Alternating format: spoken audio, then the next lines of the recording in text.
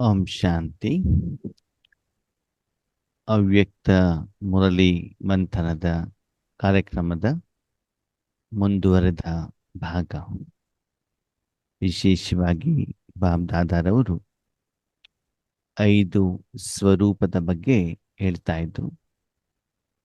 ಎಷ್ಟೇ ಕರ್ಮವನ್ನ ಮಾಡ್ತಾ ಇದ್ರು ಕೂಡ ನಾವು ಕರ್ಮದ ನಡುವೆನೂ ಕೂಡ ಶರೀರದ ಕಡೆ ಗಮನ ಕೊಡ್ತೀವಲ್ವಾ. ನೀರನ್ನ ಕುಡಿತೀವಿ, ಟೀ ಕಾಫಿ ಕುಡಿತೀವಿ, ಬಟ್ಟೆ ಕಡೆ ಗಮನ ಕೊಡ್ತೀವಿ, ಮೊಬೈಲ್ ಕಡೆ ಗಮನ ಕೊಡ್ತೀವಿ, ಮನೆ ಕಡೆ ಗಮನವನ್ನ ಕೊಡ್ತೀವಿ ಅಲ್ವಾ. ಇಲ್ಲದ ಲೈಟ್ ಆನ್ ಇದೆಯಾ, ಇಲ್ಲದ ಡೋರ್ ಓಪನ್ ಇದೆಯಾ ಅಂತ ಬಿಡಿ ಗಮನ ಕೊಡ್ತೀವಲ್ವಾ. ಹಾಗೆ ಆಧ್ಯಾತ್ಮಿಕ ಶಕ್ತಿಯ ಕಡೆನೂ ಕೂಡ, ಆತ್ಮಿಕ ಸ್ವಚ್ಛತೆಯ ಕಡೆನೂ ಕೂಡ ನೀವೇನ್ ಮಾಡ್ಬೇಕಾಗತ್ತೆ ಮಕ್ಕಳೇ, ಗಮನವನ್ನ ಕೊಡಬೇಕಾಗ್ತದೆ. ಅದೇ ರೀತಿ ಒಂದೊಂದು ಗಂಟೆಯಲ್ಲೂ ಕೂಡ ಸಾಧ್ಯವಾದಷ್ಟು 5 ಸೆಕೆಂಡ್ ಅಥವಾ 5 ನಿಮಿಷ ಏನ್ ಮಾಡಬೇಕು, ಈ ಆಧ್ಯಾತ್ಮಿಕವಾದಂಥ ಮನಸ್ಸಿನ ವ್ಯಾಯಾಮವನ್ನ ಮಾಡಬೇಕು. ಸಮಯದ ಅನುಸಾರದಲ್ಲಿ ಇಷ್ಟು ಸುಂದರವಾದ ಮಾತನ್ನ ಬಾಬಾ ಹೇಳ್ತಾರೆ. ಮೊದಲೇನಾಗ್ತಿತ್ತು ಅಂತಂದ್ರೆ ಆದ್ಮೇಲೆ ಶಾರೀರಿಕವಾದಂತಹ ಸ್ಥೂಲವಾದ ಕಾರ್ಯ ಲೌಕಿಕದಲ್ಲಿ ಹೆಚ್ಚಿಗೆ ಇರ್ತಾ ಇತ್ತು. ಅದಕ್ಕೆ ಆರೋಗ್ಯ ಚೆನ್ನಾಗಿರ್ತಾ ಇತ್ತು.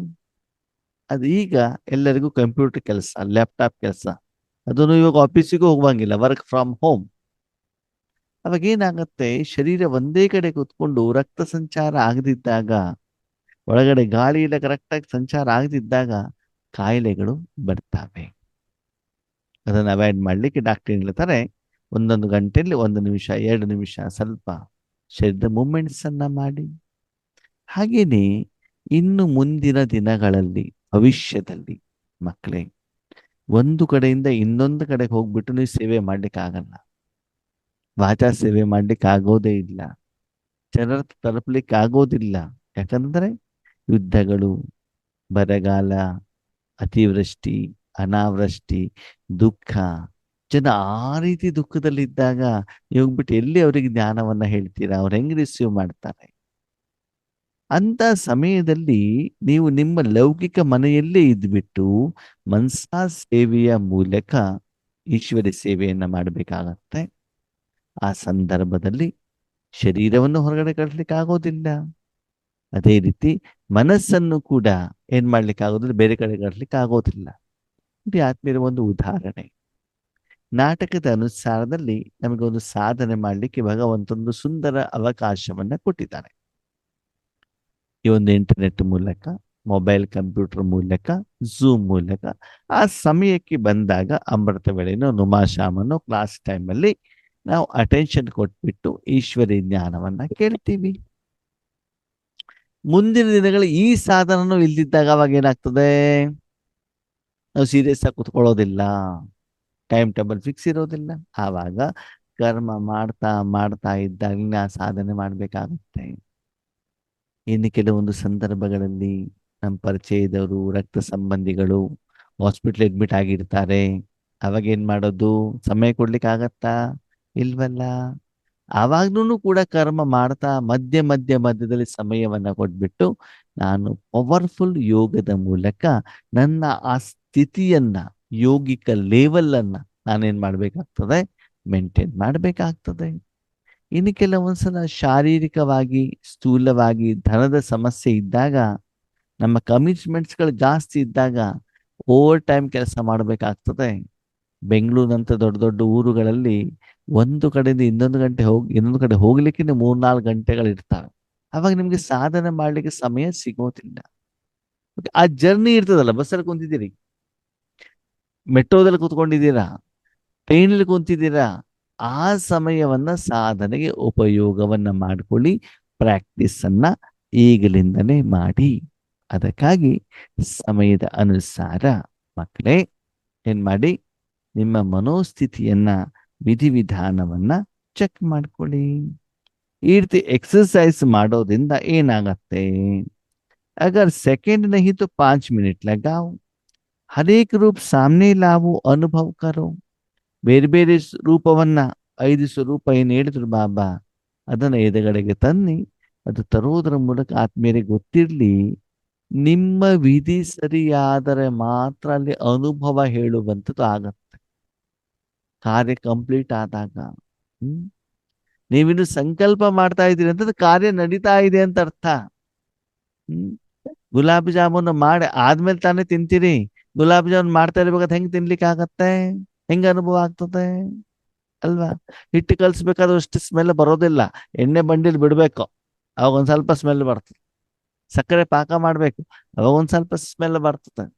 ಅದ್ರೊಳಗಡೆ ಹಾಕ್ಬಿಟ್ಟು ನೆಂದ್ಬಿಟ್ಟು ಬಾಯಲ್ಲಿ ಇಟ್ಟಾಗ ಚೆನ್ನಾಗಿ ಅನುಭವ ಅಲ್ವಾ? ಹಾಗೆ ಆ ಪ್ರೊಸೆಸ್ ಇದೆಯಲ್ಲ, ಯಾವುದು ಸ್ವರೂಪ ಫರಿಸ್ತಾ ಎಲ್ಲದಿಂದ ಡಿಟ್ಯಾಚ್ ಹಗೂರ.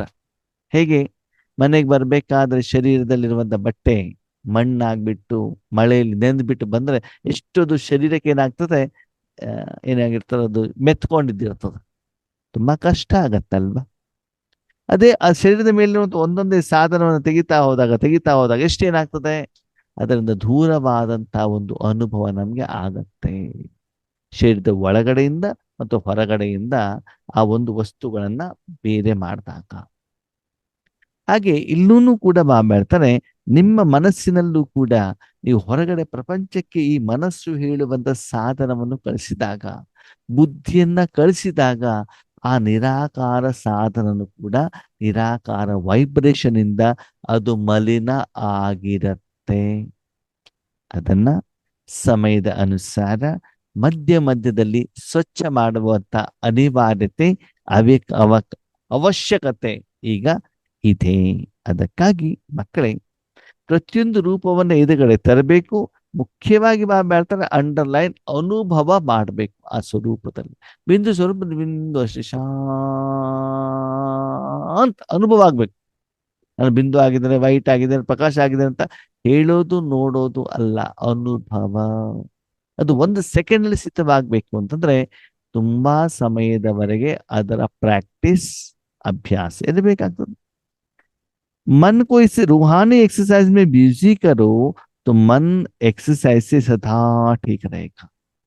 ಈ ರೀತಿ ಆತ್ಮಿಕ ವ್ಯಾಯಾಮ ಮಾಡೋದ್ರಿಂದ ಮನಸ್ಸು ಯಾವಾಗ್ಲೂ ಹೆಂಗಿರ್ತದಂತೆ, ಹಿಂಗಿರ್ತದೆ, ಆರೋಗ್ಯಕರವಾಗಿರ್ತದೆ. ಶರೀರಕ್ಕೆ ವ್ಯಾಯಾಮ ಕೊಡಿ, ಆಮೇಲೆ ಪ್ರಾಣಾಯಾಮ ಮಾಡಿಸಿ, ವಾಕಿಂಗ್ ಮಾಡಿಸಿ, ಆರೋಗ್ಯ ಚೆನ್ನಾಗಿರ್ತದೆ.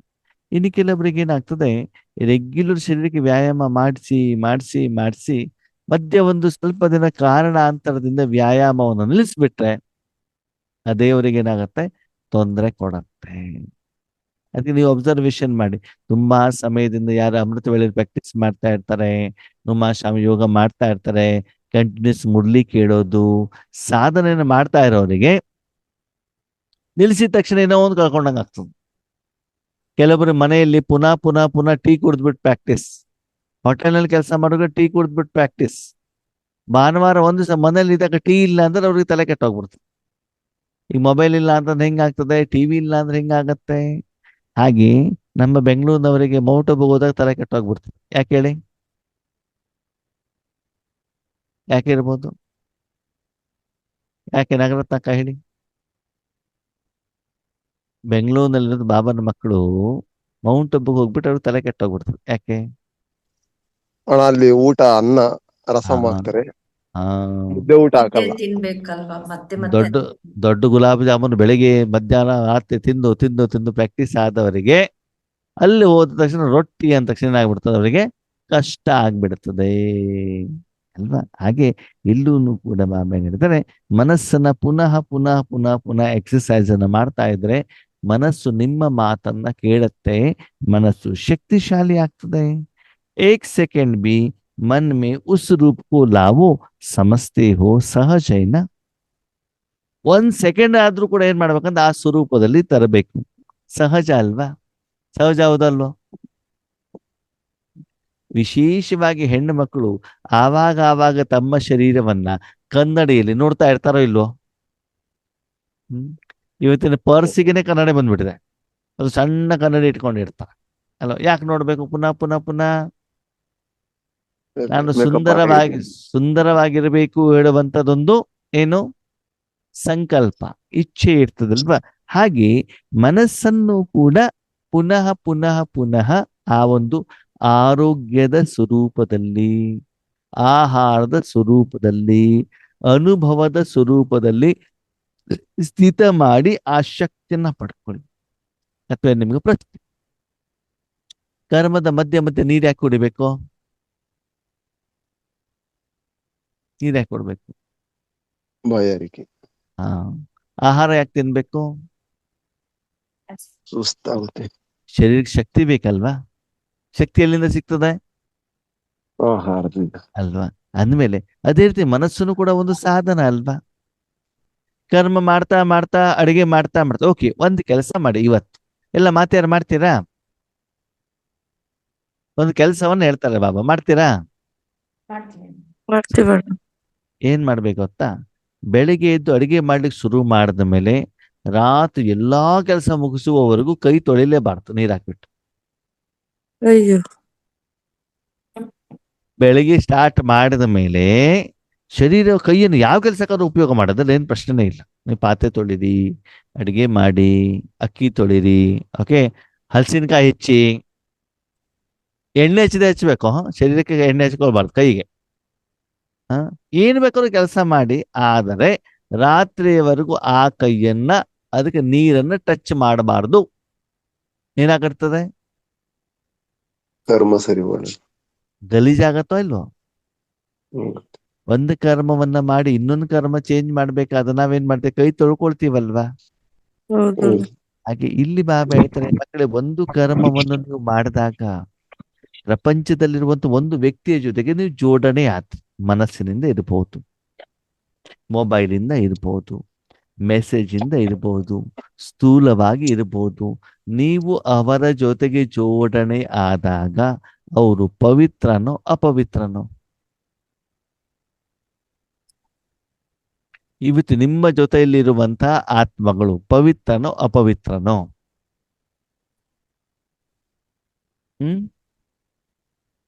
ಏನು ಉತ್ತರ ಕೊಡಿ ಯಾರಾದ್ರು. ಅವ್ರ ಜೊತೆಗೆ ನಾನು ಜೋಡಣೆ ಆದಾಗ ಆ ಅಪವಿತ್ರತೆ ಪ್ರಭಾವ ನಮ್ಮ ಮೇಲೆ ಬೀಳ್ತದೋ ಬೀಳಲ್ವೋ? ನಾನು ಹಲಸಿನ ಹಣ್ಣನ್ನ ಕಟ್ ಮಾಡ್ತೇನೆ, ನನ್ನ ಕೈಗೆ ಮೇಣ ತಾಗಬಾರ್ದು, ಸಾಧ್ಯ ಇದೆಯಾ? ನಾನು ತುಪ್ಪ ಹಾಕ್ಬಿಟ್ಟು ಮಸಾಲೆ ದೋಸೆ ತಿಂತೇನೆ, ಕೈಯಿಂದ ಮಸಾಲೆ ದೋಸೆ ತಿಂತೇನೆ, ನನ್ನ ಕೈಗೆ ಎಣ್ಣೆ ಅಂಶ ತಾಗಬಾರ್ದು, ಸಾಧ್ಯ ಇದೆಯಾ? ಅದನ್ನ ನಾನು ಉಪಯೋಗ ಮಾಡ್ತೇನೆ ಅಂದ್ಮೇಲೆ ಅದರ ಪ್ರಭಾವ ನನ್ನ ಮೇಲೆ ಬಿದ್ದೇ ಬೀಳ್ತದೆ. ಯಾಕಂದ್ರೆ ಆ ಗುಣ ಅದರಲ್ಲಿ ಇದೆ. ಇವತ್ತು ಹೇಳಿ ಆತ್ಮೀಯರೇ, ಇವತ್ತು ನಿಮ್ಮ ಜೊತೆಯಲ್ಲಿ ಇರುವಂತ ಮನುಷ್ಯಾತ್ಮರು ಯಾರೇ ಇರ್ಲಿ, ಲೌಕಿಕದವರಿರ್ಲಿ ಅಲೌಕಿಕದವರಿರ್ಲಿ, ಅವರು ಎಲ್ಲರಿಗೂ ಕೂಡ ಸುಖ ಶಾಂತಿ ಹೆಚ್ಚಿಗೆ ಇದೆಯೋ ಟೆನ್ಷನ್ ಜಾಸ್ತಿ ಇದೆಯೋ? ಅವರ ಸಂಬಂಧ ಸಂಪರ್ಕದಲ್ಲಿ ಡೈರೆಕ್ಟ್ಲಿ ಇಂಡೈರೆಕ್ಟ್ಲಿ ನೀವು ಬಂದಾಗ, ಮನಸ್ಸನ್ನು ಅವ್ರ ಜೊತೆಗೆ ಇಟ್ಟಾಗ ಅದರ ಪ್ರಭಾವ ನಿಮ್ಮ ಮೇಲೆ ಬೀಳ್ತದೋ ಬೀಳಲ್ವೋ? ಅವಾಗ ಅದನ್ನು ಪುನಃ ಪುನಃ ಸ್ವಚ್ಛ ಮಾಡ್ಬೇಕೋ ಬೇಡ್ವೋ? ಏನಾಗ್ತದೆ? ಅದರ ಪ್ರಭಾವ ಮುಂದಿನ ಕರ್ಮದ ಮೇಲೆ ಬೀಳ್ತದೆ. ಮುಂದಿನ ಕರ್ಮದ ಮೇಲೆ ಅಂತಂದ್ರೆ ಏನು? ನಿಮ್ಮ ಕೈಯಿಂದ ನೀವು ಹಲಸಿನಕಾಯಿನ ಕಟ್ ಮಾಡಿದ್ದೀರಾ, ಕೈ ಕ್ಲೀನ್ ಮಾಡಿದ್ರೆ ಕ್ಲೀನ್ ಆಗಿರೋ ಪಾತ್ರೆ ತಗೊಂಡಿದ್ದೀರಾ, ಅವಾಗ ಏನಾಗ್ತದೆ? ಪಾತ್ರೆ ಗಲೀಜಾಗುತ್ತೆ. ನೀವು ಆ ಪಾತ್ರೆ ಮಲಿನ ಆಗ್ಲಿಕ್ಕೆ, ಅಂಟಾಗ್ಲಿಕ್ಕೆ ನೀವು ಕಾರಣೀಕರ್ತರಾಗ್ತಿರಲ್ವಾ? ಓಕೆ, ಸರಿ. ಆ ಪಾತ್ರೆಯಿಂದ ಕೆಲಸ ಆದ್ಮೇಲೆ ಅದಕ್ಕೆ ಮೇಣ ಹತ್ತಿದಾಗ ನೆಕ್ಸ್ಟ್ ಯಾರು ತೊಳಿಬೇಕು? ನಾವೇ ತೊಳಿಬೇಕು. ಅರ್ಥ ಆಯ್ತಾ ಏನು ಅಂತ? ನೀವು ಯಾವುದೋ ಒಂದು ವ್ಯಕ್ತಿ ಜೊತೆಗೆ ಕನೆಕ್ಟ್ ಆಗ್ತೀರಾ, ಅವ್ರು ನಿಮ್ಗೆ ಸಿಟ್ಟು ಮಾಡ್ತಾರೆ, ನಿಮ್ಮಲ್ಲಿ ಯಾವುದೋ ರೀತಿ ಭಾವನೆಗಳನ್ನ ನೆಗೆಟಿವ್ ಅನ್ನು ಇಟ್ಕೊಂಡಿರ್ತಾರೆ. ತಕ್ಷಣ ನೀವು ಇನ್ನೊಬ್ಬರ ಜೊತೆಗೆ ಕನೆಕ್ಟ್ ಆದಾಗ ಇದನ್ನು ಕ್ಯಾರಿ ಫಾರ್ವರ್ಡ್ ಮಾಡಿದ್ರೆ ಏನಾಗ್ತದೆ? ಅದೇ ಯೋಚನೆ, ಅದೇ ಸಂಕಲ್ಪ, ಅದೇ ಚಿಂತನೆ ನಿಮ್ಮ ಮನಸ್ಸಿನಲ್ಲಿ ಎಲ್ಲಿವರೆಗೆ ಇರ್ತದೋ ಅಲ್ಲಿಯವರೆಗೆ ನಿಮ್ಮ ಮೂಲಕ ಆ ಸಿಟ್ಟಿನ ಪ್ರಭಾವ ಬೇರೆ ಎಲ್ಲ ಆತ್ಮಗಳ ಮೇಲೆ, ವಾತಾವರಣ ವಾಯುಮಂಡಲದ ಮೇಲೆ ಬೀಳತ್ತೋ ಬೀಳಲ್ವೋ? ಅಲ್ವಾ? ಹಾಗಿದ್ರೆ ಕ್ಲೀನ್ ಯಾರು ಮಾಡಬೇಕು? ಅದೇ ಕೈಯನ್ನ, ಮೇಣದ ಕೈಯಿಂದ ಬಟ್ಟೆ ಮುಟ್ಟಿದ್ರೆ ಅದು ಗಲೀಜಾಯ್ತು, ಪಾತ್ರೆ ಮುಟ್ಟಿದ್ರೆ ಅದನ್ನು ಗಲೀಜಾಯ್ತು, ಮಕ್ಕಳನ್ನು ಮುಟ್ಟಿದ್ರೆ ಅದನ್ನು ಗಲೀಜಾಯ್ತು, ಶೋಕೇಸ್ ಮುಟ್ಟಿದ್ರೆ ಅದನ್ನು ಗಲೀಜಾಯ್ತು. ಸರಿ, ಕ್ಲೀನ್ ಯಾರು ಮಾಡ್ಬೇಕು? ಇದೇ ಅಲ್ವಾ ಆತ್ಮೀಯರ ಸ್ಪಿರಿಚುವಾಲಿಟಿ ಮತ್ತು ಕರ್ಮದ ಸಿದ್ಧಾಂತ. ಕೈನೂ ಕೂಡ ಒಂದು ಸಾಧನ, ಮನಸ್ಸು ಕೂಡ ಒಂದು ಸಾಧನ. ಕೈ ಸಾಧನ ಅಂದ್ರೆ ಅದಕ್ಕೇನು ಕಾನೂನು ಅಪ್ಲೈ ಆಗುತ್ತೋ ಮನಸ್ಸಿಗೂ ಕೂಡ ಅದೇ ಅಪ್ಲೈ ಆಗತ್ತಲ್ವಾ. ಹಾಗೆ ಅದಕ್ಕೆ ಬಾಬಾ ಹೇಳ್ತಾರೆ, ಮಧ್ಯ ಮಧ್ಯದಲ್ಲಿ ನೀವು ಈ ರೀತಿ ಸ್ವರೂಪದಲ್ಲಿ ಸ್ಥಿತರಾಗಿ ಮನಬುದ್ಧಿಯನ್ನು ಸ್ವಚ್ಛ ಮಾಡಿದಾಗ ಏನಾಗ್ತದೆ, ಮಲಿನತೆ ಪ್ರಮಾಣ ಕಡಿಮೆ ಇರ್ತದೆ. ಅವಾಗ ಯೋಗ ಮಾಡಿದ ತಕ್ಷಣದಲ್ಲಿ ನಿಮ್ಗೆ ಯೋಗದ ಅನುಭೂತಿ ಆಗತ್ತೆ. ಇಲ್ಲ ಅಂತಂದ್ರೆ ಏನಾಗತ್ತೆ, ಬಾಬಾ ಜೊತೆ ಕನೆಕ್ಷನ್ ಆಗೋದು ತುಂಬಾ ಲೇಟ್ ಆಗತ್ತೆ. ಅದಕ್ಕೆ ಬಾಬನ ಪ್ರಶ್ನೆ, 1 ಸೆಕೆಂಡಿನಲ್ಲಿ ನೀವು ಆ ಸ್ವರೂಪದಲ್ಲಿ ಸ್ಥಿತರಾಗ್ಲಿಕ್ಕೆ ಸಾಧ್ಯನಾ? ನಾವು ಚಿಕ್ಕವರಿದ್ದಾಗ ಒಂದು ಕಾಲ ಇತ್ತು, ಏನು ಅಂತಂದ್ರೆ ನೀರ್ ಬೇಕು ಅಂತಂದ್ರೆ ಬಾವಿ ಹತ್ರ ಹೋಗಿ ಬಿನ್ಗೆ ತಗೊಂಡೋಗಿ ಅದಕ್ಕೆ ಹಗ್ಗ ಹಾಕಿ ಬಾವಿ ಒಳಗಡೆ ಬಿಟ್ಟು ಅದನ್ನು ತುಂಬಿಸ್ಬಿಟ್ಟು ಮೇಲ್ಗಡೆ ಎಳೆದು ಎತ್ಕೊಂಡು ಬಂದು ನೀರ್ ತೊಳಿಬೇಕಿತ್ತು. ಹೌದಾ? ಈಗ ಹೆಂಗಿದೆ, ನಲ್ಲಿ ಟ್ಯಾಪಿಂಗ್ ಓಪನ್ ಮಾಡಿದ್ರೆ ಸಾಕು, ನೀರಾಗ್ಬಿಡ್ತದೆ, ಬಂದ್ಬಿಡ್ತದೆ. ಹಾಗೆ ಬಾಬಾ ಹೇಳ್ತಾರೆ, 1 ಸೆಕೆಂಡಿನಲ್ಲಿ ಆ ಸ್ವರೂಪದಲ್ಲಿ ನೀವೇನಾಗ್ಬೇಕು, ಸ್ಥಿತರಾಗ್ಬೇಕಾಗ್ತದೆ. ಹೀಗೆ ಕಾಮೆಂಟ್ರಿ ಹೇಳ್ತಾ ಕೂತ್ಕೊಂಡ್ರೆ ಆಗೋದಿಲ್ಲ. ನಾನು ಬಿಂದಿಗೆ ತಗೊಂಡೋದೆ, ಬಾವಿ ಹತ್ರ ನಡ್ಕೊಂಡು ಹೋದೆ, ಅದಕ್ಕೆ ಹಗ್ಗಕ್ಕೆ ಏನ್ ಮಾಡಿದ್ದೇನೆ, ದಾರ ಹಾಕಿದ್ದೇನೆ. ಬೆಂಗಳೂರಿನವ್ರಿಗೆ ಈ ಭಾಷೆ ಗೊತ್ತಾಗೋದಿಲ್ಲ, ಯಾಕಂದ್ರೆ ಅಲ್ಲಿ ಓಪನ್ ಬಾವಿ ಇಲ್ವೇ ಇಲ್ಲ. ನಮ್ಮೂರ್ ಕಡೆಗೆ ಆ ಬಾವಿ ಇದೆ ಅಲ್ವಾ. ನೀವಾದ್ರೆ ಹ್ಯಾಂಡ್ ಪಂಪ್ ಹೊಡಿಬೇಕಾಗ್ತದೆ ಅಲ್ವಾ. ಅದಕ್ಕೆ ಇಲ್ಲಿ ಬಾಬಾ ಹೇಳ್ತಾರೆ, 1 ಸೆಕೆಂಡಿನಲ್ಲಿ ಆ ಸ್ವರೂಪದಲ್ಲಿ ನೀವು ಬರ್ಲಿಕ್ಕೆ ಸಾಧ್ಯ ಇದೆಯಾ? ಆದ್ಮೇಲೆ ನೋಡಿ, ಯಾರಿಗೆ ಹೆಚ್ಚಿಗೆ ಶರೀರದ ಭಾನ ಇರ್ತದೋ, ದೇಹ ಅಭಿಮಾನ ಇರ್ತದೋ, ಅವ್ರೇನ್ ಮಾಡ್ತಾರೆ ಹೇಳಿ ನೋಡೋಣ. ದೇಹ ಭಾನ ದೇಹ ಅಭಿಮಾನ ಇದೆ ಅಂತ ಹೆಂಗ್ ಗೊತ್ತಾಗ್ತದೆ?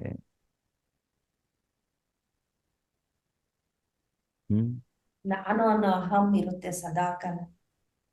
ಅದು ಒಳಗಡೆಗಿರೋದು, ಹೊರಗಡೆಯಿಂದ ಜನರಿಗೆ ಹೆಂಗ್ ಗೊತ್ತಾಗ್ತದೆ? ಅವ್ರು ಮಾಡ್ಕೊಳೋ ಮೇಕಪ್ ಇಂದಾನೆ ಗೊತ್ತಾಗುತ್ತೆ. ಮೇಕಪ್ಪಿನ ಜೊತೆಗೆ ಅವರ ಜೊತೆಯಲ್ಲಿ ಮೊಬೈಲ್ ತಗೊಂಡೋಗ್ದಿದ್ರು ಪರವಾಗಿಲ್ಲ, ನೀರ್ ತಗೊಂಡೋಗ್ದಿದ್ರು ಪರವಾಗಿಲ್ಲ, powder, fair and lovely, lipstick ಯಾವಾಗ್ಲೂ ಅವ್ರದೇ ಅಗದಲ್ಲಿ ಇರ್ತದೆ ಬ್ಯಾಗಲ್ಲಿ.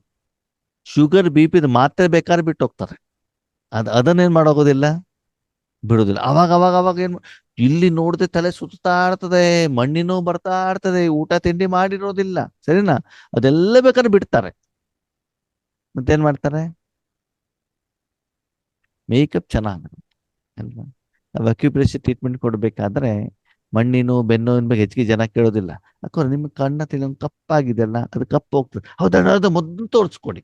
ಅಂದೇನರ್ಥ, ಒಳಗಡೆ ಆಂತರಿಕವಾಗಿ ಎಷ್ಟು ಬೇಕಾದ್ರೂ ನೋವಿರ್ಲಿ, ಅದು ಆಮೇಲೆ ಪ್ರಯಾರಿಟಿ. ಆದ್ರೆ ಮೊದಲು ನಾನೇನಾಗ್ಬೇಕು, ಸುಂದರವಾಗಿ ಪ್ರಪಂಚಕ್ಕೆ ಏನ್ ಮಾಡ್ಬೇಕು, ಕಾಣಬೇಕು. ಹಾಗೆ ಇವತ್ತೂ ಕೂಡ ಆತ್ಮೇಲೆ ಆಂತರಿಕವಾಗಿ ಆತ್ಮಿಕವಾಗಿ ನಾವು ಎಷ್ಟು ದುಃಖದಲ್ಲಿದ್ದೀವಿ, ಬೇರೆಯವರಿಗೆ ಮಾತ್ರ ನಾವು ಆರೋಗ್ಯವಾಗಿದ್ದೀವಿ ಅಂತ ಬಿಲ್ಡಿಂಗಿನ ಮೂಲಕ, ಶೃಂಗಾರದ ಮೂಲಕ, ಶೃಂಗಾರ ಸಾಧನದ ಮೂಲಕ, ಶರೀರದ ಮೂಲಕ, ಬಟ್ಟೆಯ ಮೂಲಕ ಏನ್ ಮಾಡೋದು, ತೋರಿಸುವಂತ ತುಂಬಾ ಚೆನ್ನಾಗಿ ನಾಟಕವನ್ನ ಮಾಡ್ತಾ ಇದ್ದೀವಿ. ಅದು ನಿಜವಾದ ಜೀವನ ಅಲ್ಲ. ನಿಜವಾದ ಜೀವನ ಯಾವುದು? ಸರಳವಾಗಿರುತ್ತೆ. ಮನೆ ಗೋಡೆ ಪೇಂಟ್ ಹೊಡೆದಿದ್ರು ಪರವಾಗಿಲ್ಲ, ಗೋಡೆ ಸ್ಟ್ರಾಂಗ್ ಆಗಿರ್ಲಿ, ಕಲ್ಲು ಸ್ಟ್ರಾಂಗ್ ಆಗಿರ್ಲಿ, ಫೌಂಡೇಶನ್ ಸ್ಟ್ರಾಂಗ್ ಆಗಿರ್ಲಿ ಅಲ್ವಾ. ನಮ್ದು ಫೌಂಡೇಶನ್ ಹೆಂಗಾದ್ರೂ ಇರ್ಲಿ, ನಮ್ದು ಏನಾಗಿರ್ಬೇಕು, ಪೇಂಟ್ ಮಾತ್ರ ಏನಾಗಿರ್ಬೇಕು, ಚೆನ್ನಾಗಿರೋ. ಆ ರೀತಿ ನಮ್ದು ಮನೋಭಾವ. ಈ ಒಂದು ಭಾಷೆಯನ್ನು ನಾವೇನ್ ಮಾಡ್ಬೇಕಾಗ್ತದೆ, ಅರ್ಥ ಮಾಡ್ಕೊಳ್ಬೇಕಾಗತ್ತೆ ಆದ್ಮೇಲೆ. ಅದಕ್ಕಾಗಿ ಇವತ್ತು ಬಾಬಾ ಏನ್ ಹೇಳ್ತಾರೆ, ಮಕ್ಕಳೇ, ಮನಸ್ಸನ್ನ ಪುನಃ ಪುನಃ ಕರ್ಮದ ನಡುವೆ एक्सरसाइज ಮಾಡಬೇಕಾಗ್ತದೆ.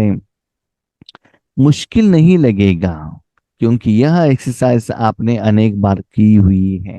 क्योंकि ಯಾರೋ ಒಬ್ರು ಹೊಸದಾಗಿ ಪ್ರಾಣ ಇದೆಲ್ಲ ಏನು ಸೂರ್ಯ ನಮಸ್ಕಾರ ಮಾಡ್ಲಿಕ್ಕೆಲ್ಲ ಕಷ್ಟ ಆಗ್ತದೆ. ನಾನು ಚಿಕ್ಕವನಿದ್ದಾಗೆಲ್ಲ ಸೂರ್ಯ ನಮಸ್ಕಾರ ಹೆಚ್ಚಿಗೆ ಮಾಡ್ತಿರ್ಲಿಲ್ಲ. ಈಗ ಒಂದು ಶುರು ಮಾಡ್ಕೊಂಡು ಸ್ವಲ್ಪ ದಿನದ, ಸರಿನಾ? ಯಾಕಂದ್ರೆ ಕೂತ್ಕೊಂಡು ಏನಾಗ್ತದೆ, ಕೆಲಸ ಇರೋದಿಲ್ವಲ್ಲ. ಫಸ್ಟಿಗೆ ಏನಾಗ್ತಿತ್ತು ಗೊತ್ತಾ, 2 ಸೂರ್ಯ ನಮಸ್ಕಾರ ಮಾಡೋದೇ ಕಷ್ಟ ಆಗ್ಬಿಡ್ತಿತ್ತು. ಯಾಕಂದ್ರೆ ಬಾಡಿ ಆ ರೀತಿ ಬೆಂಡ್ ಆಗ್ತಿರ್ಲಿಲ್ವಲ್ಲ. ಈಗ 4, 5, 7, 8 ಬೆಳಿಗ್ಗೆ 10, ಸಾಯಂಕಾಲ 10 ಮಾಡಿದ್ರು ಕೂಡ ಏನಾಗೋದಿಲ್ಲ, ಸುಸ್ತಾಗೋದಿಲ್ಲ. ಯಾಕೆ, ಮಾಡಿ ಮಾಡಿ ಮಾಡಿ ಮಾಡಿ ಮಾಡಿ ಏನಾಗ್ಬಿಡ್ತದೆ, ಪ್ರಾಕ್ಟೀಸ್ ಆಗ್ತದೆ. ಮತ್ತು ಅದು ಅಷ್ಟು ಮಾಡ್ತಾ ಇದ್ದಾಗ ಅಥವಾ ವ್ಯಾಯಾಮ ಮಾಡ್ತಿದ್ದಾಗ ಶರೀರ ಹಗೂರಾಗಿದ್ದ ಫೀಲಿಂಗು ಕೂಡ ಏನಾಗತ್ತೆ ಗೊತ್ತಾಗತ್ತೆ. ತುಂಬಾ ನಿದ್ರೆ ಬಂದಾಗ ಸ್ವಲ್ಪ ಒಂದೆರಡು ಪ್ರಾಣಾಯಾಮ ಮತ್ತು ಶರೀರದ ಇದು ಏನು ಸೂರ್ಯ ನಮಸ್ಕಾರ ಮಾಡ್ಬಿಡಿ, ನಿದ್ದೆ ಏನಾಗ್ಬಿಡ್ತದೆ, ಹೊರಟೋಗ್ಬಿಡ್ತದೆ. ಒಂದ್ಸಲ ನೀವು ಮಾಡಿದಾಗ ಶರೀರಕ್ಕೆ ಏನ್ ಬರ್ಬೇಕು, ಬೆವರು ಬರಬೇಕು.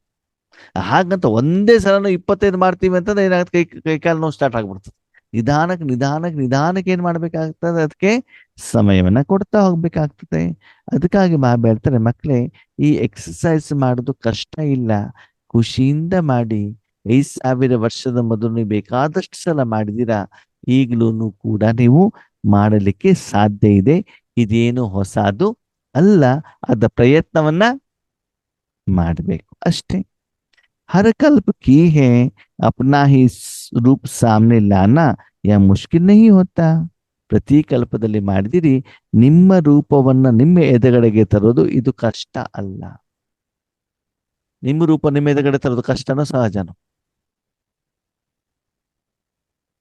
ಸಹಜ. ಹಂಗಂತಂದ್ರೆ ಇನ್ನು ನಮ್ಮ ರೂಪ ನಮ್ಮ ಎದುರುಗಡೆ ತರೋದು ಸಹಜ ಯಾಕೆ?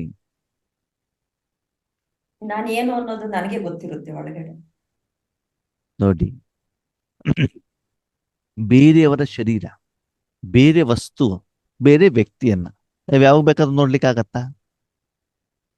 ಯಾರೇ ಇರ್ಬೋದು, ಪತಿ ಇರ್ಬೋದು, ಮಕ್ಳು ಇರ್ಬೋದು, ಯಾರೇ ಇರ್ಬೋದು, ನಮ್ಗೆ ಬೇಕಾದಾಗ ಅವ್ರು ನೋಡ್ಲಿಕ್ಕೆ ಆಗತ್ತಾ? ಇಲ್ಲ ಅಲ್ಲ. ಇಲ್ವಲ್ಲ. ಅವ್ರು ಎಲ್ಲಿರ್ತಾರೆ, ಹೆಂಗಿರ್ತಾರೆ ನಮ್ಗೆ ಹೆಂಗ್ ಗೊತ್ತಾಗ್ತದೆ? ರೂಮ್ನಲ್ಲೇ ಇರ್ಬೋದು, ಪಕ್ಕದಲ್ಲೇ ಇರ್ಬೋದು, ಸದಾ ನಿಮ್ ಜೊತೆಗೆ ಇರ್ತಾರ? ಇಲ್ಲ. ಇರೋದಿಲ್ಲ. ಸರಿ, ನಿಮ್ಮ ಶರೀರದ ಮುಖವನ್ನ ನೀವು ಯಾವಾಗ ಬೇಕಾದ್ರೂ ನೋಡ್ಕೊಳ್ಬೋದಾ? ನೋಡ್ಬೋದು. ಕನ್ನಡಿ ಹಿಂಗೆ ಎದುರುಗಡೆ ಇಟ್ಕೊಂಡ್ರೆ ನೀವು ಯಾವಾಗ ಬೇಕಾದ್ರೂ, ಎಲ್ಲಿ ಬೇಕಾದ್ರೂ, ಎಷ್ಟು ಸಮಯ ಬೇಕಾದ್ರೂ ನಿಮ್ಮ ಶರೀರದ ರೂಪವನ್ನ ನೀವೇನ್ ಮಾಡ್ಬೋದು, ನೋಡ್ಬೋದು. ಅದಕ್ಕೆ ಯಾರ ಅವಶ್ಯಕತೆನೂ ಇಲ್ಲ. ಆ ರೂಪ ಹೆಂಗಾದ್ರೂ ಎತ್ಕೊಂಡು ಹೋಗ್ಲಿ, ಅದು ಬೇಡ ನಿಮ್ಗೆ. ಅದು ಕೂದಲು ಹರಡೋಗಿದ್ಯೋ, ಸುಂದರವಾಗಿ, ಅದು ಹೆಂಗಾದ್ರೂ ಇರ್ಲಿ. ಆದರೆ ಯಾವಾಗ ಬೇಕಾದ್ರೂ ಕೂಡ ಕನ್ನಡಿಯನ್ನು ಎದುರುಗಡೆ ಇಟ್ಕೊಳ್ಳೋದ್ರ ಮೂಲಕ ನಿಮ್ಮ ಶರೀರದ ರೂಪವನ್ನು ನೀವು ಯಾವಾಗ ಬೇಕಾದ್ರೂ ಎಲ್ಲಿ ಬೇಕಾದ್ರೂ ನೋಡ್ಲಿಕ್ಕೆ ಸಾಧ್ಯ ಇದೆ. ಹೇಗೆ ಆವಾಗ ಶರೀರದ ರೂಪ ನೋಡ್ತೀವಿ, ಮೊಬೈಲಲ್ಲಿ ಮಿಸ್ಡ್ ಕಾಲ್ ಬಂದಿದ್ಯಾ, ಮೆಸೇಜ್ ಬಂದಿದ್ಯಾ ಅಂತ ನೋಡ್ತೀವಿ, ಶರೀರ ಸರಿ, ಬಟ್ಟೆ ಸರಿ ಇದೆಯಾ, ಗಲೀಜಾಗಿದೆ ಅಂತ ನೋಡ್ತೀವಿ. ಹಾಗೆ ಪುನಃ ಕರ್ಮದ ನಡುವೆನೂ ಕೂಡ ಮಾನಸಿಕ ಸ್ಥಿತಿಗತಿಯನ್ನು ಕೂಡ ಏನ್ ಮಾಡ್ಬೇಕು, ಹೋಗ್ಬೇಕಾ ಬೇಡವಾ? ನೋಡ್ಕೊಬೇಕು. ಆ ಬಹಿನ್ ಹೇಳ್ತಾರೆ, ಮಾನಸಿಕ ಸ್ಥಿತಿ ಹೇಗಾದ್ರೂ ಇರ್ಲಿ, ನೀವೇನ್ ಮಾಡ್ಬೇಕು, ಅದನ್ನ ಕ್ಲೀನ್ ಮಾಡ್ಬೇಕು. ಅದು ಕ್ಲೀನ್ ಇರ್ಲಿ, ಇಲ್ಲದೆ ಹೋಗಿ. ಈಗ ಒಂದು ದಿನ ನಿಮ್ಗೆ ಆರೋಗ್ಯ ಸರಿ ಇಲ್ಲ, ನೀವೇನೂ ಕೆಲಸ ಮಾಡಿಲ್ಲ, ಹಾಸಿಗೆ ಮೇಲೆ ಮಲ್ಕೊಂಡೇ ಇದ್ದೀರಾ, ಆಗ ಮರುದಿನ ಶರೀರಕ್ಕೆ ಸ್ನಾನ ಮಾಡಿಸ್ತಿರೋ? ಮಾಡಿಸ್ತೀವಿ. ಯಾಕೆ ಮಾಡಿಸ್ಬೇಕು? ಏನೋ ಕೆಲಸ ಮಾಡಿಲ್ವಲ್ಲ. ಅದು ಸ್ವಚ್ಛವಾಗಿರ್ಬೇಕು. ಸ್ವಚ್ಛ ಮಾಡಿದಾಗ ತಾನೇ ಹಗುರತೆ ಅನುಭವ ಆಗ್ತದೆ.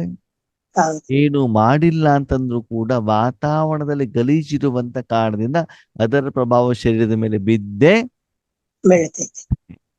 ಹಾಗೆ ಇಲ್ಲೂ ಕೂಡ ಬಾಬಾ ಹೇಳ್ತಾರೆ, ಮನಸ್ಸು ಮಲಿನ ಆಗಿರ್ಲಿ ಆಗ್ದಿರ್ಲಿ, ಇಲ್ಲ ನಾನು ಯಾಕೆ ಮಾಡ್ಬೇಕು, ನಾನು ಬಾಬಾನ ಮನೆಯಲ್ಲಿ ಇರ್ತೇನಲ್ವಾ, ಯಾವಾಗ ಈಶ್ವರಿ ಸೇವೆ ಮಾಡ್ತಾನೆ ಇರ್ತೀನಲ್ವಾ, ಕ್ಲಾಸ್ ಕೇಳ್ತಾನೆ ಇರ್ತೀನಲ್ವಾ, ನಮ್ಮನೆ ನಾನು ಒಬ್ನೇ ಇದ್ದೇನೆ, ಮತ್ತೆ ಯಾರು ಇಲ್ಲ, ಬೇರೆ ಯಾರ ಜೊತೆ ಕನೆಕ್ಷನ್ ಇಲ್ಲ, ನಾನು ಯಾರ್ದು ಫೋನಲ್ಲೂ ಮಾತಾಡೋದಿಲ್ಲ, ಏನೇ ಕಾರಣಗಳು ಇದ್ದರೂ ಸಹಿತ ಏನ್ ಮಾಡ್ಬೇಕು, ಸ್ವಚ್ಛ ಮಾಡ್ಲೇಬೇಕು. ಓಕೆ, ಸರಿ. ನನ್ನ ಪ್ರಶ್ನೆ, 1 ಗಂಟೆಗೆ 5 ಸೆಕೆಂಡ್ ಮಾತ್ರ ಮಾಡ್ಬೇಕಾ, ಮಧ್ಯನೂ ಮಾಡ್ತಾ ಇರ್ಬೇಕಾ?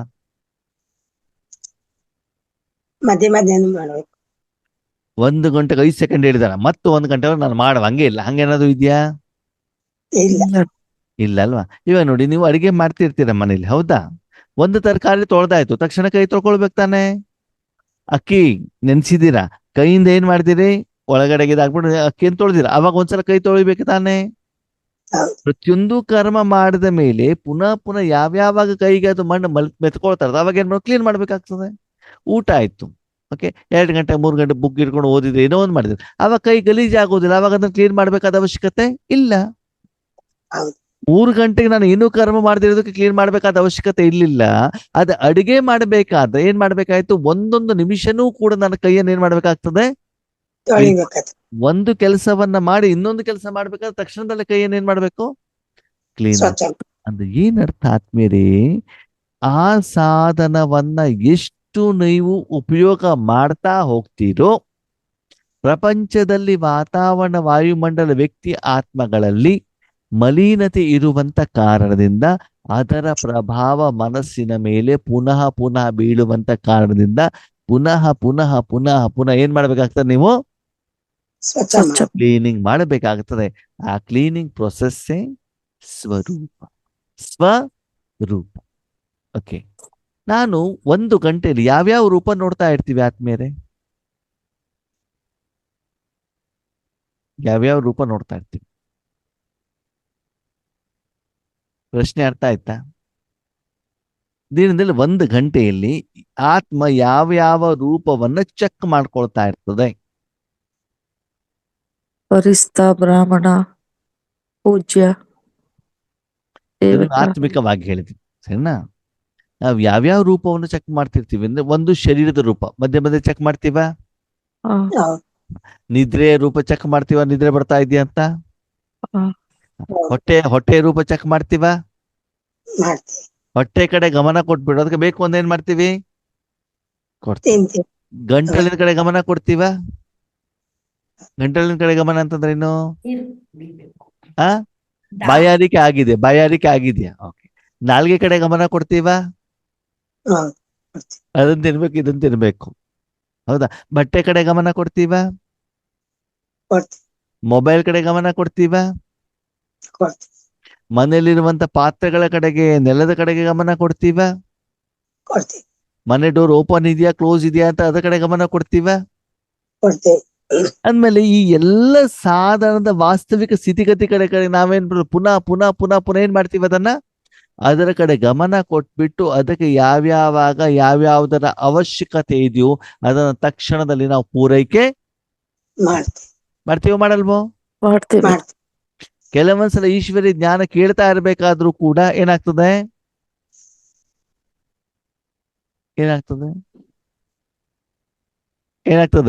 ನಿದ್ದೆ ಬರ್ತದೆ. ಚೆನ್ನಾಗಿ ನಿದ್ರೆ ಬಂದ್ರೆ ಫಸ್ಟ್ ಪ್ರಯಾರಿಟಿ ಕೊಟ್ಬಿಟ್ಟು ಹೋಗ್ಬಿಟ್ಟು ಹೊಲ್ಕೊಂಡ್ಬಿಡ್ತೀವಿ, ದಿಮ್ಮ ಹಾಕೊಂಡ್ಬಿಟ್ಟು, ಆಮೇಲೆ ನೋಡೋಣ.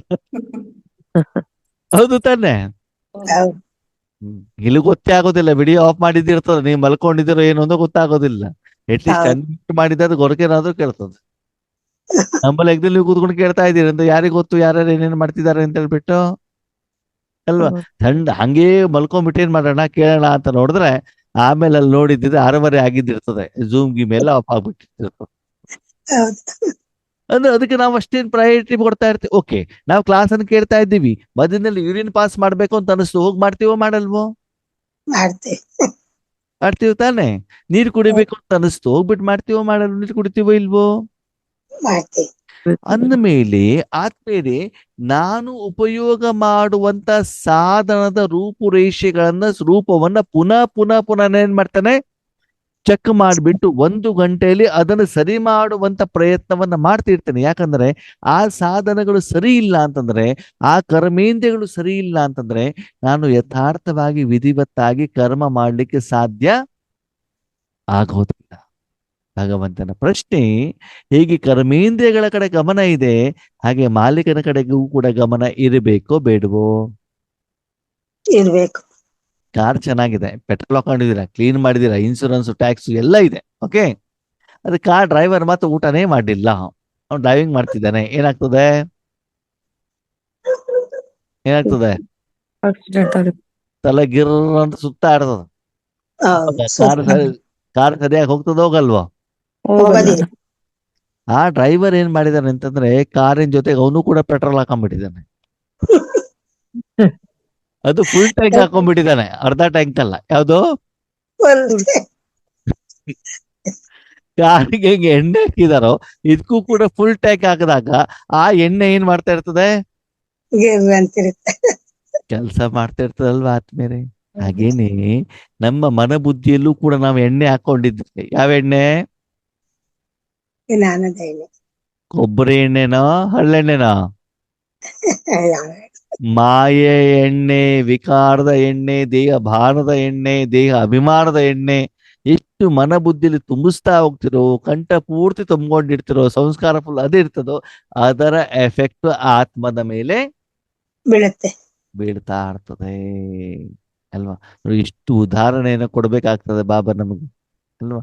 ಒಂದು ವೇಳೆ ಆ ರೀತಿ ನಾವು ಚಾರ್ಜ್ ಆಗ್ಬಿಟ್ಟು ಡ್ರೈವಿಂಗ್ ಮಾಡಿದ್ರೆ ನಿಮ್ ಕಾರ್ ಏನಾಗ್ತಾ ಇರ್ತದೆ,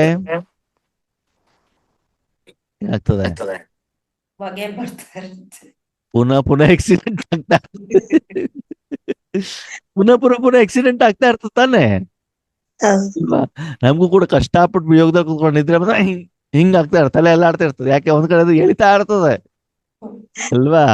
ಹಾಗೆ ಕಷ್ಟಪಟ್ಬಿಟ್ಟು ಕಣ್ಣಿಂಗ ಮಾಡ್ಬಿಟ್ಟು ಏನ್ ಮಾಡ್ತೀವಿ, ಯೋಗ ಮಾಡ್ತಾ ಇರ್ತೀವಿ ಅಲ್ವಾ. ಯಾಕಂದ್ರೆ ಶರೀರಕ್ಕೆ ಎಷ್ಟು ಬೇಕೋ ಅಷ್ಟು ವಿಶ್ರಾಂತಿನ ನಾವೇನ್ ಮಾಡಿರೋದಿಲ್ಲ.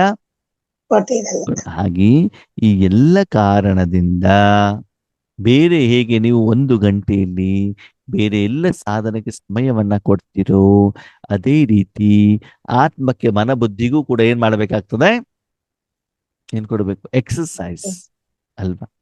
ಆಹಾರ ಬೇಕು ಅಂದ್ರೆ ಅದಕ್ಕೊಂದು ಪ್ರೊಸೆಸ್ ಇದೆ, ಸ್ವಚ್ಛತೆ ಬೇಕು ಅಂದ್ರೆ ಪ್ರೊಸೆಸ್ ಇದೆ. ಬೆಳಿಗ್ಗೆ ಆತ್ಮ ಸ್ವಚ್ಛತೆ ಯಾವಾಗ ಮಾಡ್ತೀವಿ ನಾವು, ಅಮೃತ ವೇಳೆ ಸಮಯ, ಹೌದಾ. ಆತ್ಮಕ್ಕೆ ಭೋಜನ ಯಾವಾಗ ಕೊಡ್ತೀವಿ, ಮುರಳಿಯ ಸಮಯ.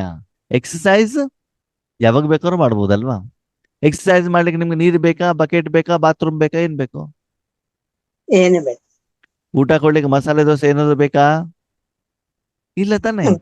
ನೋಡಿ ಆತ್ಮೀಯರೇ, ಸ್ವಚ್ಛತೆ ಬೇರೆ, ಅಮೃತ ವೇಳೆ ವಿಷಯ ಅದು ಎಕ್ಸರ್ಸೈಸ್ ಅಲ್ಲ. ಅಮೃತ ವೇಳೆ ಏನು, ಆತ್ಮದ ಸಂಪೂರ್ಣ ಸ್ವಚ್ಛತೆ. ಮುರಳಿ ಕ್ಲಾಸ್ ಏನು, ಆತ್ಮಕ್ಕೆ ಭೋಜನ. ಎಕ್ಸರ್ಸೈಸ್ ಯಾವುದು ನೋಡಿ, ಶರೀರಕ್ಕೂ ಕೂಡ ಸ್ನಾನ ಬೇರೆನಾ, ಆಹಾರ ಕೊಡೋದು ಬೇರೆನಾ, ಎಕ್ಸರ್ಸೈಸ್ ಬೇರೆನಾ, ಹೌದಲ್ವೋ. ಹಾಗೆ ಇಲ್ಲೂ ಕೂಡ ಬಾಬಾ ಹೇಳ್ತಾರೆ 5 ಸ್ವರೂಪದ ಪ್ರಾಕ್ಟೀಸ್ ಅಂದ್ರೆ ಅದೇನು, ಎಕ್ಸರ್ಸೈಸ್. ಅರ್ಥ ಆಗ್ತಾ ಇದೆಯಾ. ಸೊ ಕಷ್ಟ ಅಂತೂ ಆಗೋದಿಲ್ಲ ತಾನೆ. ಕಷ್ಟ ಯಾವಾಗ ಆಗೋದಿಲ್ಲ ಆದ್ಮೇಲೆ, ಯಾವುದೇ ಕೆಲಸ ಕಷ್ಟ ಯಾವಾಗ ಆಗೋದಿಲ್ಲ.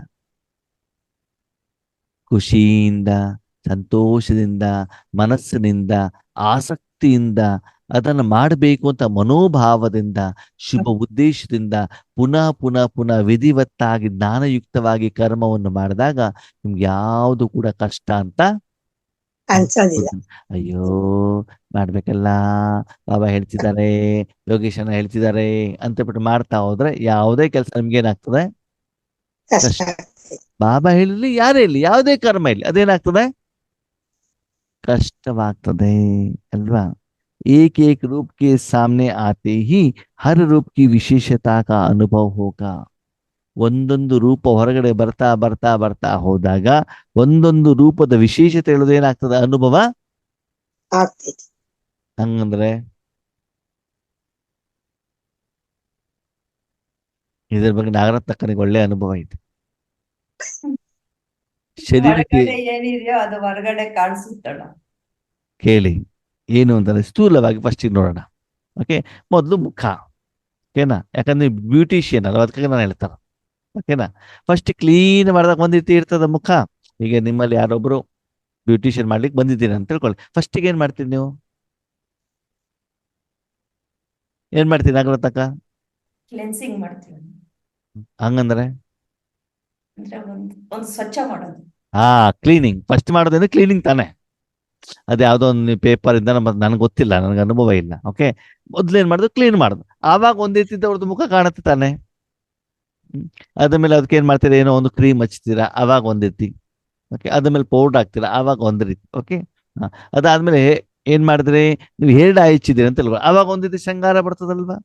ಲಿಪ್ಸ್ಟಿಕ್ ಹಚ್ಚಿದಾಗ ಒಂದ್ ರೀತಿ ಆಗ್ತದಲ್ವಾ. ಮೂಗಿಗೆ ಒಂದು ಬೊಟ್ಟ ಇಟ್ರಿ ಅಥವಾ ಒಂದು ತಿಲಕವನ್ನ ಇಟ್ರಿ, ಕಿವಿಗೆ ಹಾಕಿದ್ರಿ ಅಥವಾ ಗಂಟಲಿಗೆ ಏನ್ ಮಾಡಿದ್ರಿ, ಹಾರವನ್ನ ಹಾಕಿದ್ರಿ. ಒಂದೊಂದನ್ನ ನೀವು ಆಡ್ ಮಾಡ್ತಾ ಹೋದಾಗ ಅದರ ವಿಶೇಷತೆ ಹೇಳೋದು ಏನಾಗ್ತದೆ, ಕಂಡು ಬರ್ತೈತಿ. ಡಿಫರೆನ್ಸ್ ಗೊತ್ತಾಗತ್ತಲ್ವಾ, ಒಂದೊಂದು ವಸ್ತು ಸೇರಿದ ಹಾಗೆ. ಆಮೇಲೆ ಈ 5 ರೂಪದಲ್ಲೂ ಕೂಡ ಪ್ರತಿಯೊಂದರದ್ದು ಕೂಡ ಅದರದೇ ಆದಂತ ವಿಶೇಷತೆ ಇದೆ. ಆ ವಿಶೇಷತೆ ಹೇಳೋದು ನಿಮ್ಗೆ ಏನಾಗ್ತಾ ಹೋಗ್ಬೇಕು, ಅನುಭವ ಆಗ್ತಾ ಇರ್ತದೆ. ಆಗ್ತಾ ಇರ್ಬೇಕು. ಒಂದು ಒಂದು ಒಂದು ಒಂದು ಎಡಿಷನ್ ಆಗ್ತಾರೆ. ಪರಿಸ್ಥಿತಿಯಲ್ಲಿ ಒಂದು ಅನುಭವ, ಬ್ರಾಹ್ಮಣದಲ್ಲಿ ಒಂದು. ಆಮೇಲೆ ಮೊದ್ಲು ಎಲ್ಲಿಂದ ಶುರು ಮಾಡ್ಬೇಕು ನಾವು, ಅನಾದಿ.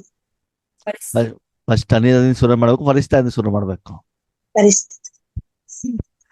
ಈಗ ನಾಗರತ್ನಕ ಬ್ಯೂಟಿಷಿಯನ್ ಅಂತ ಹೇಳ್ಬಿಟ್ಟು ಎಲ್ಲಾ ಶೃಂಗಾರ ಮಾಡಿ ಆದ್ಮೇಲೆ ಆಮೇಲೆ ಕ್ಲೀನ್ ಮಾಡ್ಬಿಟ್ರೆ ಏನಾಗ್ಬಿಡ್ತದೆ?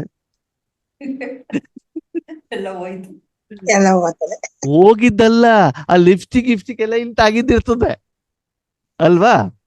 ಈ ಕಾಡಿಗೆ ಗಿಡಿಗೆ ಎಲ್ಲ ಹಚ್ತಿಲ್ಲ, ಇದೆಲ್ಲ ಏನಾಗಿರ್ತದೆ? ಎಲ್ಲ ತಾಗಿರ್ತದೆ ತಾನೆ. ಆಗ್ತದೆ, ಹೌದು, ಯಾವ್ದಾದ್ಮೇಲೆ ಯಾವ್ದು ಅಂತ ನಮ್ಗೆ ಗೊತ್ತಿರ್ಬೇಕೋ ಬೇಡವೋ? ಗೊತ್ತೇ ಇರ್ಬೇಕು. ಫಸ್ಟಿಗೆ ಅನಾದಿ ಎಲ್ಲ ಬರ್ಬೇಕು, ಮೊದ್ಲು ಪರಿಸ್ಥಿತಿಯಲ್ಲಿ ಬರ್ಬೇಕಾ? ಪರಿಸ್ಥಿತಿ. ಮೊದ್ಲು ಇರೋದನ್ನೆಲ್ಲ ಮೊದಲು ಕ್ಲೀನ್ ಮಾಡಿ ಆಮೇಲೆ ಒಂದೊಂದೊಂದು ಆಡ್ ಮಾಡ್ಕೊಂಡು ಹೋಗ್ಬೇಕಲ್ವಾ? ಹೌದು, ಅದಕ್ಕಾಗಿ ಬಾಬಾ ಹೇಳ್ತಾರೆ ಪ್ರಾಕ್ಟೀಸ್ ಮಾಡ್ತೀವಿ. ಮಾಡಿ. ಓಕೆ, ಅನಾದಿ ಯಾವಾಗಂತೆ ಬಾಬಾ ಹೇಳೋದು? ಕೊನೆ. ಶಾರೀರಿಕವಾಗಿಲ್ಲ, ಅನಾದಿ ಯಾವ್ದು? ಕೊನೆಯಲ್ಲಿ ಅನಾದಿ ಅಂತ. ಶಾರೀರಿಕವಾಗಿ ಅನಾದಿ ಯಾವ್ದು ಗೊತ್ತಾ? ಶರೀರಕ್ಕೆ ಏನು ಶೃಂಗಾರ ಕೊಡ್ತಿದ್ದಾಗಿರ್ತಲ್ಲ ಅದು ಅನಾದಿ, ನ್ಯಾಚುರಲ್ ಅಲ್ವಾ ಅದು? ಹೌದು, ಹೌದಲ್ವಾ? ಅದು ಅನಾದಿ. ಅದಕ್ಕೆ ಏನು ಕೂಡ ಏನಾಗಿರ್ಬೋದು ಶೃಂಗಾರ, ಯಾವುದೇ ಶೃಂಗಾರ ವರ್ಧಕ ಸಾಧನಗಳನ್ನ ಅದಕ್ಕೆ ಇರಬಾರ್ದು. ಪ್ರಪಂಚಕ್ಕೆ ಶರೀರ ತಾಯಿಯ ಗರ್ಭದಿಂದ ಹೊರಗಡೆಗೆ ಬಂದಾಗ ಶರೀರ ಹೆಂಗಿರ್ತದೆ ಹಾಗೆ ಆಸ್ ಇಟ್ ಇಸ್. ಓಕೆ, ಮೈ ಮೇಲೆ ಬಟ್ಟೆ ಹಾಕೊಳ್ಳಿ, ಓಕೆ, ಅದು ವೈಟ್ ಕಲರ್, ಯಾವುದು ನ್ಯಾಚುರಲ್. ಅಷ್ಟು ಬಿಟ್ರೆ ಬೇರೆ ಏನು ಕೂಡ ಏನಾಗಬಾರ್ದು, ಅದಕ್ಕೆ ಇರಬಾರ್ದು. ಅಂದ್ರೆ ಇವತ್ತು ಬಾಬಾ ಹೇಳ್ತಾ ಇರೋದು ಅದ್ರ ಮೇಲೆ ಅಷ್ಟೇನಾಗ್ಬಿಟ್ಟಿದೆ, ಆದ್ಮೇಲೆ ಮೆತ್ಕೊಂಡ್ ಬಿಟ್ಟಿದೆ, ಕೊಳಕು ಮೆತ್ಕೊಂಡಿದೆ, ಕ್ಲೀನ್ ಮಾಡ್ಬೇಕು. ಯಾರ್ದು ಜೊತೆ ಲೆಕ್ಕಾಚಾರ ಇದೆ ಬ್ರಾಹ್ಮಣ ಸ್ವರೂಪದಲ್ಲಿ ಕ್ಲಿಯರ್ ಮಾಡ್ಬೇಕು, ಓಕೆನಾ? ಆಮೇಲೆ ಪೂಜ್ಯರಾಗ್ಬೇಕು. ಇಷ್ಟೆಲ್ಲ ಆದಿ ಸ್ವರೂಪದಲ್ಲಿ ಬರ್ಬೇಕು. ಇದೆಲ್ಲ ಬಂದು ಎಲ್ಲಾ ಲೆಕ್ಕಾಚಾರ ಕ್ಲಿಯರ್ ಆದ್ಮೇಲೆ ಅವಾಗ ಏನಾಗ್ತದೆ? ಆತ್ಮ ಸ್ವಚ್ಛವಾಗ್ತದೆ. ನೀವು ಬೇಕಾದ್ರೆ ಅಬ್ಸರ್ವೇಷನ್ ಮಾಡಿ. ಆದ್ಮೇಲೆ ಕೆಲವೊಂದ್ಸಲ ಯೋಗದಲ್ಲಿ ಕೂತ್ಕೊಂಡಾಗ ಶಾರೀರಿಕವಾಗಿ ನಿಮ್ಗೆ ಏನೂ ಸಮಸ್ಯೆ ಇರೋದಿಲ್ಲ, ನಿದ್ರೆ ನೋವು ಏನೂ ಇರೋದಿಲ್ಲ, ಆದರೆ ಯೋಗ ಕನೆಕ್ಟ್ ಆಗೋದಿಲ್ಲ. ಯಾಕೆ ಹೇಳಿ ನೋಡೋಣ? ಪ್ರಶ್ನೆ ಅರ್ಥ ಆಯ್ತಾ? ಶಾರೀರಿಕವಾಗಿ ನಿಮ್ಗೆ ಏನೂ ಸಮಸ್ಯೆ ಇಲ್ಲ, ನೋವಿಲ್ಲ, ಹಾಡಿದೆ, ಎಲ್ಲಾನು ಕೂಡ ಇದೆ, ಆದ್ರೆ ಯೋಗ ಮಾತ್ರ ಕನೆಕ್ಟ್ ಆಗ್ತಾ ಇಲ್ಲ, ನಿದ್ದೆನೂ ಬರ್ತಾ ಇಲ್ಲ. ಕಾರಣ ಏನು?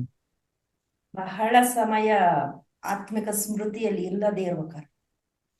ಕೆಲವೊಂದ್ಸಲ ಏನಾಗುತ್ತೆ ಗೊತ್ತು, ನನ್ನ ಅನುಭವ, ಯೋಗದಲ್ಲಿ ಕುಂತಿರ್ತೀವಿ, ಕೆಲವೊಂದು ನಿಮಿಷ ಚೆನ್ನಾಗಿ ಯೋಗ ಆಗ್ತದೆ, ನೆಕ್ಸ್ಟ್ ನಿಮಿಷದಲ್ಲಿ ಯೋಗ ಆಗೋದೇ ಇಲ್ಲ. ಕಾರಣ ಏನು?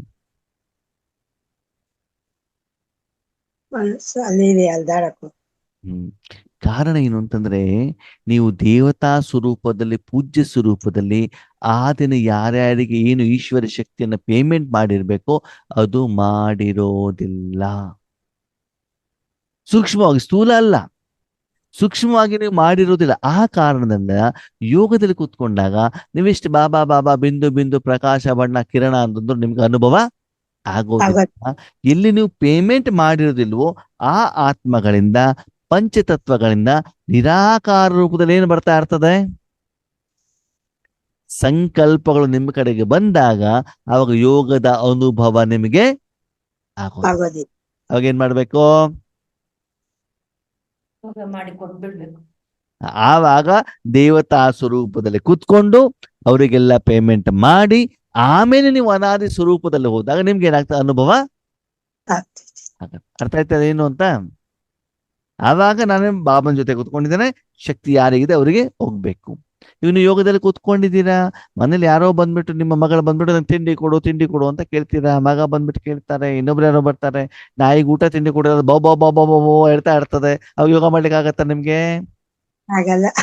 ಹೇಗೆ ಸ್ಥೂಲವಾಗಿ ನಾವು ಕರ್ಮವನ್ನ ಮಾಡ್ಬೇಕಾದ ಬೇರೆ ಬೇರೆ ವ್ಯಕ್ತಿಗಳು ನಮ್ಗೆ ತೊಂದರೆಯನ್ನ ಕೊಡ್ತಾರೋ, ಅದೇ ರೀತಿ ಇಲ್ಲಿ ಬಾಬಾ ಏನಿರ್ತಾರೆ, ಕರ್ಮ ಮಾಡ್ಬೇಕಾದ್ರೂ ಕೂಡ ನಿಮ್ಗೆ ತೊಂದರೆ ಆಗತ್ತೆ. ಉದಾಹರಣೆಗೆ ಸ್ನಾನಕ್ಕಂದ್ರೆ ಬಿಸಿ ನೀರು ಬಿಟ್ಟಿದ್ದೀರಿ, ಇವಾಗ ನನ್ನ ಉದಾಹರಣೆ, ಸ್ನಾನಕ್ಕಂದ್ರೆ ನಾನು ಬಿಸಿ ನೀರು ಬಿಟ್ಟಿರ್ತೇನೆ, ಸರಿನಾ? ಅದು ಶೇವಿಂಗ್ ಮಾಡ್ತಾ ಇರ್ತಾನೆ, ನನ್ನ ಗಮನ ಎಲ್ಲಿ ಇರ್ತದೆ? ಒಂದ್ ಸ್ವಲ್ಪ ಬಿಸಿನೀರು ಆಫ್ ಮಾಡ್ಬೇಕು ಅಂತ ಇರ್ತದೆ ತಾನೆ, ಅದು ಪೂರ್ತಿ ಆಫ್ ಮಾಡ್ಬಿಟ್ಬಿಟ್ರೆ ಏನಾಗ್ಬಿಡ್ತದೆ? ಈ ಕೆಲಸದ ಕಡೆ ನಾನು ಸಂಪೂರ್ಣ ಗಮನವನ್ನು ಕೊಡ್ಲಿಕ್ಕೆ ಸಾಧ್ಯವಾಗ್ತದೆ. ಹಾಗೆ ಬೇರೆ ಎಲ್ಲದಿಂದ ನಾನು, ಅದಕ್ಕೆ ಬಾಬಾ ಪಾಂಚ ಸ್ವರೂಪ ಯಾಕೆ ಹೇಳಿದ್ರು ಅಂತಂದ್ರೆ, ಅದ್ರಲ್ಲಿ ಯಾವುದೋ ಒಂದು ಸ್ವರೂಪದಲ್ಲಿ ನೀವು ಸ್ಥಿತರಾಗಿಲ್ಲ ಅಂತಂದ್ರೆ ಅನಾದಿ ಸ್ವರೂಪದಲ್ಲಿ ಬಿಂದು ಸ್ಥಿತಿಯಲ್ಲಿ ಬಾಬನ ಜೊತೆಗೆ ಮಿಲನ ಮಾಡ್ಲಿಕ್ಕೆ ಸಾಧ್ಯ ಇಲ್ಲ. ಆದ್ಮೇಲೆ ನೋಡಿ, ಮಾನಸಿಕವಾಗಿ, ಶಾರೀರಿಕವಾಗಿ, ವಾತಾವರಣ, ವಾಯುಮಂಡಲ ಎಲ್ಲದನ್ನ ಕ್ಲೀನ್ ಆಗಿದ್ರೆ ನೀವು ಬಾಬನ ಜೊತೆ ಕನೆಕ್ಟ್ ಆದ ತಕ್ಷಣದಲ್ಲಿ ಏನಾಗ್ತದೆ? ಅನುಭವ ಚೆನ್ನಾಗಾಗ್ಲಿಕ್ಕೆ ಆರಂಭ ಆಗತ್ತೆ. ಅದೇ ಸ್ಥಿತಿಲಿ ಇರಬೇಕು ಅಂತ ನಿಮ್ಗೆ ಅನ್ಸತ್ತೆ ಅಲ್ವಾ? ಕೆಲವೊಂದ್ಸಲ ನೀವು ಚೆನ್ನಾಗಿ ಯೋಗ ಆಗ್ತಾ ಇರ್ತದೆ, ಮಧ್ಯೆ ಯಾರ್ದೋ ಫೋನ್ ಬಂದ್ಬಿಡ್ತು, ಮಧ್ಯೆ ಯಾರ್ದೋ ಮನೇಲಿ ರಿಲೇಟಿವ್ಸ್ ಬಂದ್ಬಿಟ್ರು, ಅವಾಗ ಏನಾಗ್ಬಿಡ್ತದೆ ನಿಮ್ಗೆ ಡಿಸ್ಟರ್ಬೆನ್ಸ್ ಆಗುತ್ತೆ. ಆಗತ್ತಲ್ವಾ? ಹಾಗೆ ಸ್ಥೂಲ ರೂಪದಲ್ಲಿ ಸೂಕ್ಷ್ಮ ರೂಪದಲ್ಲೂ ಕೂಡ ಯಾವುದೋ ಮೂಲೆಯಲ್ಲಿರುವಂತ ಆತ್ಮ ನಿಮ್ಮ ಕಡೆಗೆ ಸಂಕಲ್ಪವನ್ನ ಕಳಿಸೋದರ ಮೂಲಕ ನಿಮ್ಮ ಸಂಪಾದನೆಗೆ, ನಿಮ್ಮ ಮಿಲನಕ್ಕೆ, ಆ ಮಿಲನದ ಅನುಭೂತಿಗೆ, ಪರಮಾತ್ಮನ ಜೊತೆಗೆ ಈಶ್ವರ ಸುಖಕ್ಕೆ, ಈಶ್ವರಿ ಸೇವೆಗೆ ವಿಘ್ನದ ರೂಪದಲ್ಲಿ ಏನು ಮಾಡ್ಬೋದು? ಮಧ್ಯದಲ್ಲಿ ಅಡ್ಡ ಬರಬಹುದು.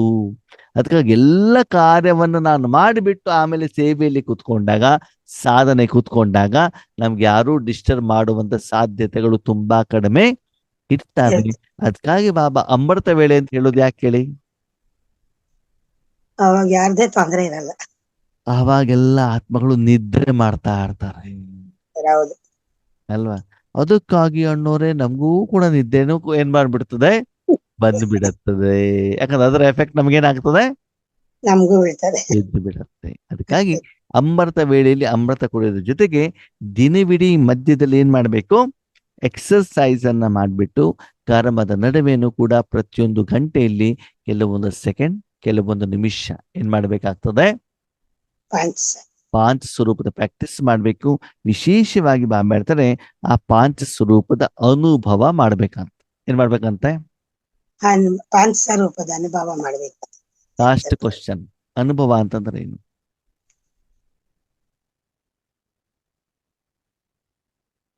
ಈಗ ಏನನ್ನ ಮಾಡ್ಬೇಕು ಅನ್ಕಂತೀರಿ, ಅದು ಅನುಭವ ಆದ್ರೆ ತಾನೇ ಮಾಡಕ್. ನೋಡಿ, ಶರೀರವನ್ನು ಶೃಂಗಾರ ಮಾಡ್ತಾ ಇದ್ದಾರೆ, ಪ್ರಾಸೆಸ್ ನಡೀತಾ ಇದೆ. ಅನುಭವ ಅಂತ ಹೇಳ್ತಾರ? ಹೇಳ್ತಾರ? ಇಲ್ಲ. ಅನುಭವ ಯಾವಾಗ ಹೇಳ್ತಾರೆ? ಇಲ್ಲ. ಮಾಡಿ ಆದ್ಮೇಲೆ ಸೆಲ್ಫಿ ತೆಗೀತೀವಿ ನೋಡಿ. ಹೌದು ಹೌದು. ಕನ್ನಡಿ ಅನುಭವ ಆಗುತ್ತೆ. ಏನ್ ಹೌದೌದಂತ ರಾಜ ಮಕ್ಕಳು ತುಂಬಾ ಚೆನ್ನಾಗಿ ಹೇಳ್ತಿದ್ರು. ಏನ್ ಅನುಭವ ಇದೆ ನಿಮ್ಗೆ? ಎಲ್ಲ ಮಾಡಿ ಆದ್ಮೇಲೆ ಹಿಂಗೆ ನೋಡ್ಕೊಳ್ತೀವಿ, ಹಿಂಗೆಲ್ಲ ನೋಡ್ಕೊಳ್ತೀವಿ ನೋಡಿ, ಅದು ಅನುಭವ. ಅಂದ್ರೆ ಎಲ್ಲಾ ಕರ್ಮ ಮುಗಿದ ಮೇಲೆ ಆ ಕರ್ಮದ ಫಲ ನಿಮ್ಗೆ ಗೋಚರ ಆಗ್ಬೇಕು. ಅಲ್ಲಿ ಏನು ಬ್ಯಾಲೆನ್ಸ್ ಇರಬಾರ್ದಲ್ಲಿ ಅಲ್ವಾ? ಸಾಂಬಾರು ಅನುಭವ ಆಗೋದು ಯಾವಾಗ? ಅದೆಲ್ಲ ಮಾಡಿದ್ದ ಅದ್ರ ತರ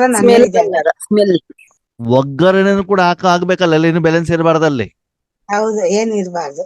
ಎಲ್ಲ ಆದ ಮೇಲೆ ಅದಕ್ಕೆ ಏನಾಗ್ತದೆ? ತರಕಾರಿ ಬೇಯಿಸ್ಬೇಕಾದ ಸ್ಮೆಲ್ ಬರೋದು ಬೇರೆ, ಎಲ್ಲಾನು ಕೆಲಸ ಆದ ಮೇಲೆ ಬರುವಂತ ಅನುಭವ. ಹಾಗೆ ಇಲ್ಲಿ ಬಾಬಾ ಅನುಭವ ಅಂತ ಹೇಳುದು ಅಂತಂದ್ರೆ ನಿಮ್ಮ ಮನಸ್ಸು ಬುದ್ಧಿ ಆ ಸ್ವರೂಪದಲ್ಲಿ ಏನಾಗ್ಬೇಕು? ಸ್ಥಿತವಾಗ್ಬೇಕು.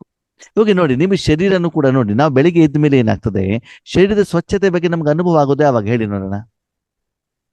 ಸ್ನಾನ ಮಾಡ್ತಾರೆ, ಬಾತ್ರೂಮಿಗೆ ಹೋಗಿ ಶರೀರವನ್ನು ಒಳಗಡೆಯಿಂದ ಸ್ವಚ್ಛ ಮಾಡಿ, ಹೊರಗಡೆಯಿಂದನೂ ಕೂಡ ಸ್ವಚ್ಛ ಮಾಡಿ, ಅದಕ್ಕೆ ಬೇಕಾಗಿರುವಂತ ಡ್ರೆಸ್ ಅನ್ನು ಹಾಕೊಂಡು ಎಲ್ಲಾ ಕೆಲಸ ಕಂಪ್ಲೀಟ್ ಆದಾಗ ಆ ಪ್ರೋಸೆಸ್ ಇಂದ ಅನುಭವ ಆಗ್ತದಲ್ವಾ? ಹೌದಲ್ವಾ? ಎಲ್ಲಾನು ಆಗ್ಬೇಕು.